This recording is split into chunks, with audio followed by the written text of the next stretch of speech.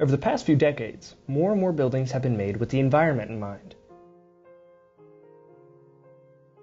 From bamboo to recycled tires and everything in between, dozens of forms of environmentally friendly buildings have stormed the market.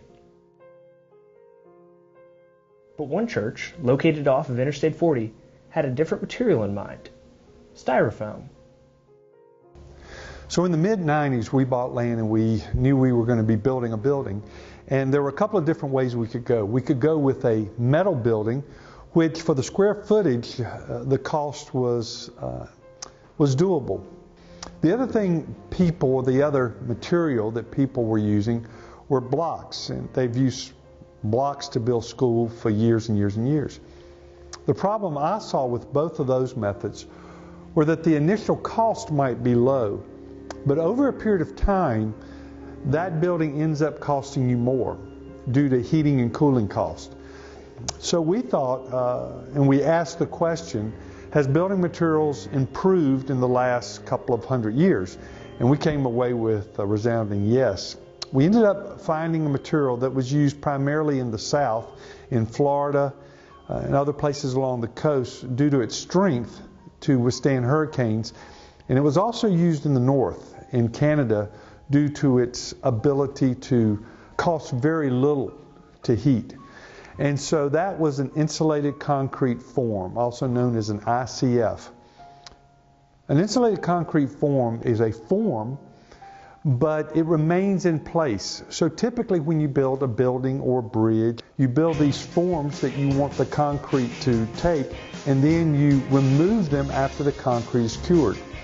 An insulated concrete form stays in place. So what you have is you have two polystyrene panels. And those panels are hooked together through a black plastic webbing. Those panels, each panel is 4 foot long by 16.5 inches tall. The panels are about 2 inches thick. So when that is created, or when that is manufactured with that webbing, you have a 6 or 8 inch gap in between those panels. And that gap is filled with rebar, and it's also filled with concrete. And that is where you get your strength.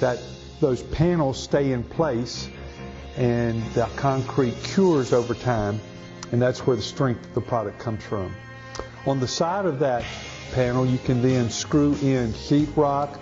You can put brick tabs on that, and it stays in place and it continues to insulate. This becomes a very efficient building as far as energy usage. And when you look at what our electric bill is, our heating and cooling cost over, say, 20 years, after a while, if you would have taken a different building, the same size, used a different product that would have been cheaper in the beginning but would have cost more in heating and cooling costs, over 20 years period of time, you end up starting to approach and equalize that cost. So maybe on day one that you opened your building, the steel building would have been cheaper. In 20 years, that building would not be cheaper because of the heating and cooling cost it's cost to have that building. A building made from insulating concrete forms is much easier to keep cool than a standard wooden building, and even more efficient to keep warm as well, reducing energy costs from 32 to 44%. ICFs also save trees and greatly reduce construction waste. This kind of construction allowed us to do some fairly unique things. It allowed us to have a cross in our building that does not have any support structure within the cross. The cross itself is the support. And it's very volunteer friendly. We utilize volunteers to build this. We had about 20 volunteers at any given time working.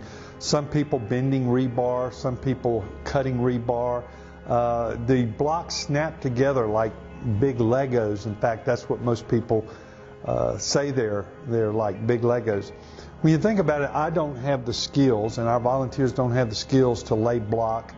We don't have the skills to erect a metal building, but we do have the skills to lift and place these styrofoam blocks. The roof is made out of styrofoam. It's made out of a different product. It doesn't have concrete in it, but it has a plywood board, then it has 5.5 inches of styrofoam, and then another plywood sheet.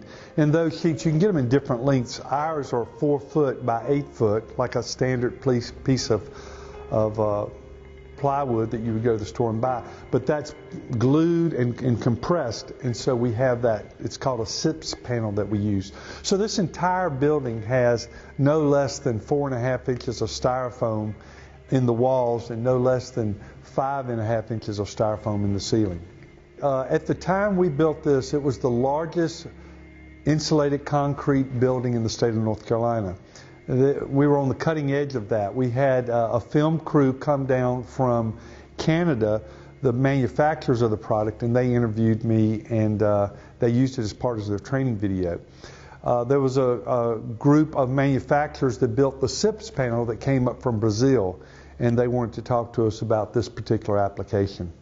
It was a curiosity. People would drive by and they would see this white styrofoam building, and they just couldn't believe that we were building a building out of styrofoam.